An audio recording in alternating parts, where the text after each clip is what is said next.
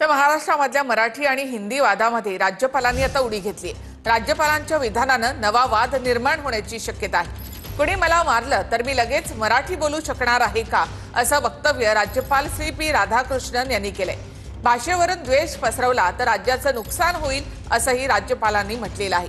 यावर आदित्य ठाकरे आणि बाळा नांदगावकर यांनी उत्तर दिलं आहे। If you come and beat me, can I speak in Marathi immediately?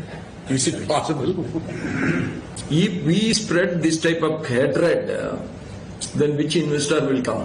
In the long run, we are doing harm to the Maharashtra. राज्यपालांनी राजकीय वक्तव्य करणं हे योग्य नाही। हिंदीला कोणाचा विरोध नाहीये, हिंदी भाषिकांना कोणाचा विरोध नाहीये, पण पहिलीपासून सक्ती याला विरोध। आणि काल मला वाटतं केंद्र सरकारने पण आमचीच भूमिका मांडली आहे। मग राज्यपाल काही केंद्र सरकारच्या विरोधात आहे का? मला असं वाटतं की त्यांनी मराठीतच बोललं पाहिजे। तेही मराठी बोलतच असतील, काही विषय येत नाही। ते जर मराठी इकडे येऊन बोलत असतील, मला माहिती नाही ते एक्झॅक्टली मराठी बोलतात की नाही, पण जर बोलत असतील तर इतर भाषिकांनी या राज्यात आलेले आहेत, वर्षानुवर्ष राहत आहेत, त्यांनी मराठी का शिकू नये?